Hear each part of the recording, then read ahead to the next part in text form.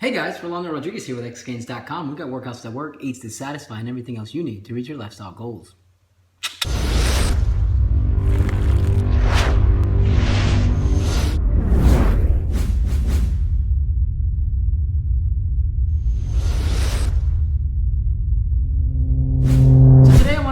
Concerning a topic that I've touched on this channel before, but I don't think I've ever devoted a video actually to it. Talked about a lot on how intermittent fasting can help you get into ketosis a bit quicker and can actually help you when you're trying to be ketogenic in terms of staying in ketosis longer throughout the day and sort of piling on to the benefits that occur when you're ketogenic, the benefits that come along when you're in a fasted state. But today I want to specifically talk about how following a low-carb, high-fat diet, a ketogenic diet, if you will, can help you if you're trying to start to intermittent fast. Specifically, if you're finding that when you're trying to intermittent fast, you get these headaches, you get these sort of carb withdrawal symptoms, you get hangry, your attitude changes, and you really can't make it as long as you want on your fast. So if that's the case, and or if you've never tried to fast and you think it might sound interesting and you want to sort of get into it, this specific approach might help you ease into intermittent fasting. And that is, if you're following a low-carb, high-fat diet, a ketogenic diet, okay, and you're keeping your carbs to 50 grams or under a day, you're going to start to become more fat adapted. Your body is going to start to build the cellular components it needs, as I've talked about before, to start utilizing fat as fuel more effectively and specifically as your primary source of fuel. Because if you're following the standard American diet and 50 to 60% of your calories come in the form of carbs, then you are carb dependent. Your body is going to want to utilize the carbs that you ingest as fuel. And when those start to run low, when the amount of glycogen that is stored in your body and the glucose that's floating around your blood system starts to go on empty, your body is going to sort of flip out. That's when you start getting moody. That's when you start getting hangry. And that's when you want to go eat. So that's what happens on a regular basis. Well, when you go eat and you go eat more carbs because that's what your body wants you to do, your insulin level spikes. At that point, you're in storage mode. You're no longer trying to burn the glycogen that's stored in your system and turning that into glucose to utilize that as energy. And you're no longer trying to tap into the fat that's you have stored on your body for energy because you are now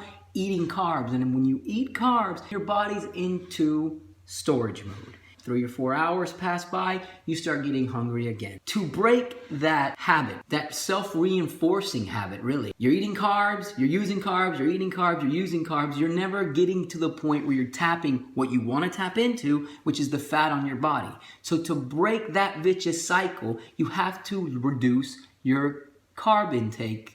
And if you're following a low-carb, high-fat diet, you're going to go from eating the standard American diet, which is 50 to 60% of your calories from carbs, to about 10% of your total calories are going to start coming from carbs. That's a pretty drastic drop, okay? The brain and the body utilize about 100 to 130, 150 grams of carbs a day. So that's what a typical sort of low-carb diet wants you to have. But if you really want to start tapping into your fat, you need to go below that because you want your brain to start utilizing ketones as its source of energy. You want your body to start breaking down the fat. You will not start to panic. 1, you have food. 2, you're giving your body the nutrients that it needs, that you're telling it that you want to start to utilize as its primary source of energy, which is fat, right? So you're telling your body, we're not going to have as many carbs as we have anymore. And because you're not having as many carbs as often, your insulin level is not going to spike as much. And if your insulin level is not going to spike as much, you're not going to be in energy storing mode for as long as you typically are throughout the day. You're going to be utilizing the energy that's on your body. Therefore, if you stick to a low-carb, high-fat diet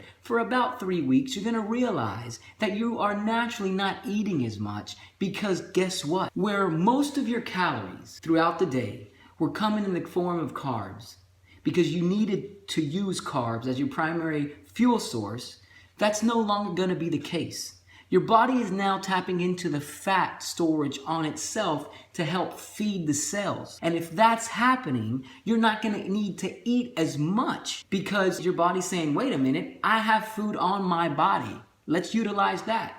Therefore, you're not going to get as hungry as often. And you're going to start to realize that 1, you're probably not eating as many calories as you used to eat. And 2, you can go longer periods of time without eating. That's where the magic happens, intermittent fasting. So if you're interested in intermittent fasting so that you can utilize the benefits that come along with fasting and stack that on top of the benefits that come along with a ketogenic diet, the ketogenic diet approach is only gonna help you be able to fast for longer periods of time. In my opinion, it's a no-brainer. If you are trying to intermittent fast and you're finding it hard to do so, and or if you are thinking about intermittent fasting and you've never attempted and you want to have a smooth transition into it, you got to try out a low-carb, high-fat diet for about a month, because you're just priming your body to be able to start to fast, because it's going to be eating itself. And now when I'm saying eating itself, I don't mean it's breaking down the protein that you have on your body. I mean that it's getting used to utilizing fat as its prime source of energy, because that's what you're mainly giving it, because you've reduced your carbs so drastically. And if you're utilizing the fat that you intake and the protein that you're intaking as fuel, you won't tap into your muscle. That's it for now. This is Rolando Rodriguez with xgains.com. Please let me know if you got any questions or comments down below. The website again is x-, that's the symbol, not the word, gains.com. And I hope you guys have a fantastic day. Peace.